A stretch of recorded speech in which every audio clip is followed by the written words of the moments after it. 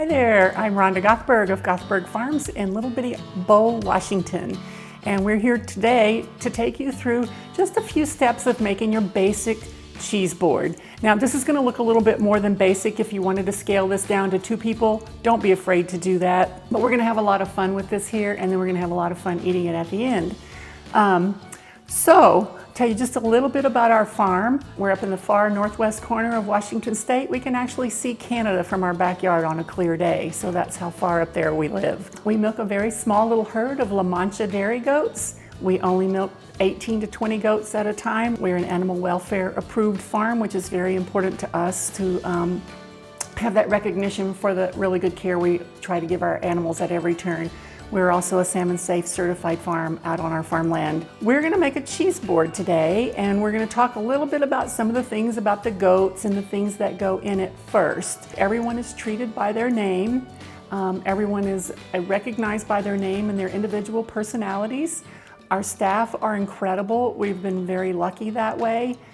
And we try to take as good a care of our goats as we do of our land, as we do of our employees, as we do of ourselves, and as we do of our cheese. And that is no small task in today's world. But we feel pretty good about the way we make that all happen. So thank you for joining us today. We're going to just go into a little cheese making here. So here we have our board.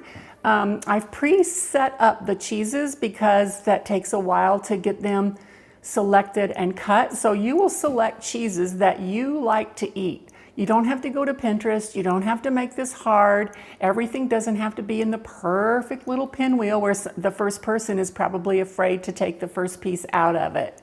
I want you to get as comfortable making cheese boards for 2 as you are for 20. So to get this started, this is sort of my basic layout for a larger board for, a bigger crowd. I start with the milder cheeses on top, and I move down to the stronger cheeses down toward the bottom. So these are all of our goat cheeses on the outside. These two, this is our Chev and this is our Feta, but I've thrown in a little Point Raised Blue and a little Euphoria from Holland because I do like a little blue on the board, and I love this Euphoria. It's one of my favorites. And I think it makes a little bit more well-rounded board if you have something goat, something cow, something sheep.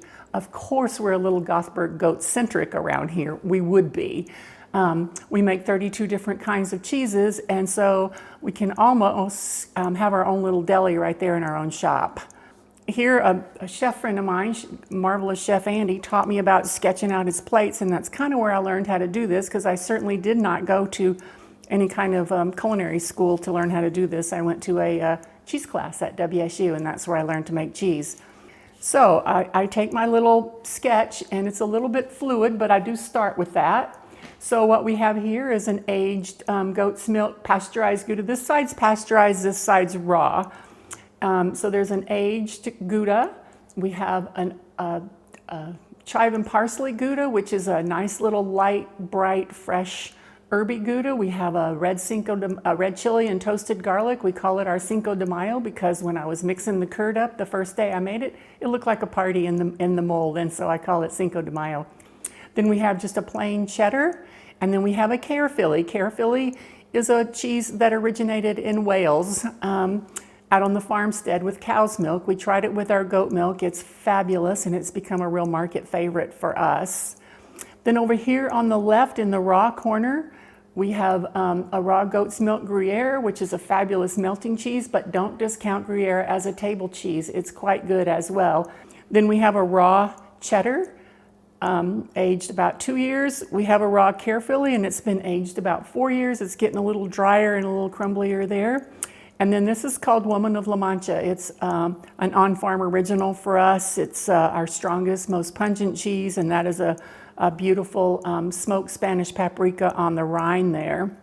So that sort of lays out my basic framework, and then from there I would go about setting up sort of my accoutrements. So what flavors do I think would go best with which cheeses? What brings out the best of both worlds? Like when you're pairing a cheese with a wine or a cheese with a beer, bring out the best of both of the cheese and of the beverage. We're doing the same thing here. We're wanting to enhance the flavors of everything that we are eating together. So you're going to put like accompaniments with like cheeses that help bring out those natural, subtle, and sometimes pretty amazing flavors. So up here by the Gouda, I have slated it for, oh, the apricots, of course. And the apricots go quite well with the Gouda or the blue. The apricots, these are just dried apricots. My board in the summer looks quite different than this. It would have more fresh stuff on it. We don't have a ton of fresh stuff available right now, so we're just kind of using the beautiful dried fruits that we can get locally. I think for the meat to go with that, we're gonna do a little, this is a sopressata, this is a salumi meat, so it's got a little paprika in it. I think it'll be nice with these kind of flavors. So that'll be some meats that go kind of with these kind of cheeses. It also goes good down here on into these. And then down here, as the cheeses get a little stronger, I kind of like a little more flavor to my things that I'm putting with it. And so this is, it's got fennel in it. This is another salumi product that has fennel in it. A little bit spicy, a little bit earthy. So it goes great with some of these a little bit stronger cheeses. And then over here on this side, I wanted to go back to the sopressata because the Gruyere is going to be a little milder in flavor. So we're going to let somebody choose that. Then we're going to put a little bit of the, just go back to the fennel here in between these two because this is going to go very well with either of these cheeses here. It'll be quite a treat together. Down here by the Woman of La Mancha, I'm going to put some speck. Speck is a delicious new meat that I've just discovered not too long ago. Anyway, it's like a smoked prosciutto, and so it can carry bold flavors, and it's quite good. I think we'll share a little speck over this way because some of these cheeses would do quite well with a little speck as well. And it comes, I like to get it, it's in a piece about this big around. I like to go ahead and just kind of roll that up in these little kind of like pencil shapes. It makes it a lot easier for people to pick up at a party. You know, and the reason I go ahead and pre-cut the cheese in these shapes is because, you know, if you have, you know, you can have these beautiful pieces of cheese and you can have beautiful cheese knives and stuff out, but a lot of people don't really know how to cut those up, and so they come over and then they just start kind of mangling them to death, and it kind of makes me crazy. So I usually just make it easy for them to start with. Plus the ones that aren't cut up tend to be the last ones to go because people are mingling, they're having a little glass of wine, they're you know, kind of talking as they go, and nobody really knows how to cut it sometimes. So sometimes I'll just leave that part and let that work itself out. So then we have some nuts that we're going to add. These are some pine nuts that I just roasted in the oven. I mean, this was all of about a 20-minute process. I'll put the recipe on there for you guys. It came out of a book I'll also reference, but these are pine nuts with honey and rosemary from my garden and just a little salt. And then I just baked them in the oven on a piece of parchment. And I think they're going to be quite amazing with that. And I think they're going to be quite good over with this. Well, we can do that one with the blue. There we go. And then we have some mango. I do have a daughter-in-law that really loves mangoes, and so I never leave home without mangoes if I know she's going to be part of the cheese board, and she will be today. So, Katie, these mangoes are for you. And I know if her sisters were here, they would want those too. And something I like to put with the chev, these are some lovely little dried cranberries. You could do a cranberry compote. You could drizzle that, a warm cranberry, kind of a drippy something over this chev. It would be lovely with this time of year. You could put honey and herbs. You could do all kind of things with the chev. And I like to put the chev in a little bowl just to keep it from dripping all over everything else, because it's going to still give up its way. That's what it's supposed to do. It's not harmful, it doesn't hurt anything, it's just sometimes a little messier than maybe I wanted it to be. And the cranberries are pretty good up here with the blue, and they're really not bad with some of this. So we'll just stick a few in there if somebody wants to try those. That would be delicious. All right, and then a little palate cleanser, if somebody's looking for that, is this candied ginger. It's actually quite good. It's gonna taste almost like the Euphoria. Those are gonna be very, very sweet cheeses. You might wanna do a little palate cleanse between some of your stronger cheeses. Okay. And then we're gonna add more little things like some more nuts. So these are pistachios, and pistachios, there's not a lot they're not good with, but there are a few things. So try them first and see what it is you like together.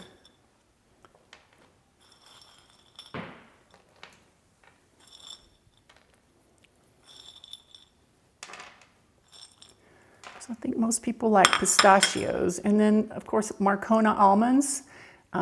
Can't go wrong with any good Marcona almonds. You know, these are almonds that have been, cooked with a little olive oil, and they're quite delicious.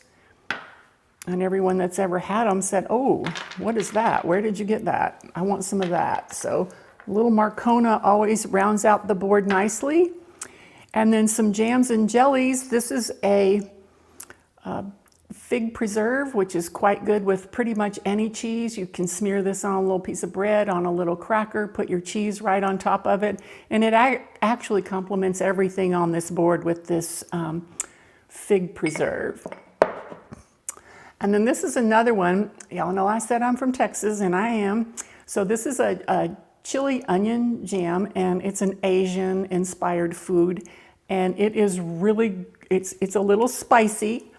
And so I do like it with quite a few of my choices. Again, personal taste. Some people don't like it. They think it's too spicy, but it's quite good with almost all of these cheeses. So you'll try it if you like it, you'll keep eating it. And if you don't, you won't. There'll certainly be something on this board for everybody to enjoy. So this is pickled mustard seed that I made today. Again, took about, I had to soak for an hour the mustard seed in the vinegar. After that, it took about 15 minutes to cook it down, and we had this delicious pickled mustard for our board for tonight.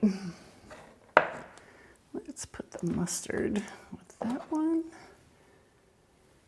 You can see I just kind of move around and do things as I go. We're really looking pretty good there. Let's see, you can get as complicated or as simple as you want. A little board for 2 people, you'd probably pick 2 meats and 2 cheeses, maybe 1 jam, maybe 1 nut, maybe 1 fruit, and put it out on a small board, and who wouldn't want to come home to that on the table? You could do a board about half this size to serve about 4 to 6 people. Again, you just would have a little fewer of everything. As you get bigger with your boards, all you're doing is building on your smaller boards each time you go. So it's always nice to put a little spreader out for folks with any kind of soft spreadable cheese you may have. That's always quite helpful. And since we're going to be asking people to cut a few of their own cheeses here, we'll supply them a knife to do that with. And it's always nice to give people a little spoon to serve up the things that you have deliciously prepared. And I don't think we need the forks. I don't ever know exactly what I'm gonna need. But so this is a great start. So this is our board for tonight. We're gonna be feeding, I don't know, probably 8 people off of this board tonight. It's gonna be supper for most, I think. I think a few more. I just love apricots on a board. I just think they make it perfect. So there you go. So that concludes phase 1 of how to make a cheese board. Thank you. So here we are, time to enjoy the cheese board with some of our favorite people. So I'd like to introduce you to Katie Ketchum. She's my fabulous daughter-in-law, little partner in crime and things here and there, but she's amazing to have around. So Katie, this is called The Art of the Cheese Plate by Tia Keenan, and it's got some really simple recipes if you wanted to cook anything to go with it, which you don't have to for a cheese board, but if you wanted to make things that went with the cheeses, this is a really good place to start in learning kind of what goes with what. And from this book, I made this pickled mustard seed that we're going to have on the board tonight, which is amazing. And it had to soak for an hour, and then it was about 15 minutes of cooking, it was done. So that was kind of like my kind of deal on a day like this. This other great book called Composing the Cheese Plate by Brian Kaiser and Lee Friend. Again, great ideas. You know, I liked that this book started out with the first rule is there are no rules, because that's just, that's kind of my theory of a lot of things. But beautifully composed and paired items. Again, fairly simple to a little more complex in the recipes, but great things. And a lot of these things you could even find at our own farmers markets. So from this tonight, I made the pine nuts, which are coated with a maple blossom honey, and then a little rosemary chopped up fine from the garden. And then you just bake it in the oven on a piece of parchment paper. It was so easy, and they are so delicious. So that is another good book you might want to consider for your home library as you're learning how to put cheese plates out. You know, there's a lot of mystery about pairing wines and cheeses, and this book seems to take a lot of that mystery out. It's called Tasting Wine and Cheese. How simple is that? By Adam Centimore. A lot of the wines in here, I have to admit, I'd never heard of. But I'm going to have to find some of them now, and you live close to the city, so you can find some of these wines I can't even pronounce. So we've got a lovely Sauvignon Blanc here from our friends at Chinook Winery. And Kay and Clay are nice friends of mine. They've been making wine in Prosser since the early 80s. They were kind of pioneers of the mom and pop wine shop, and they've kept it at that. Their wines are fabulous, and pretty much any of their wines go with almost any cheese or any dinner. So I would like you to have a lovely glass.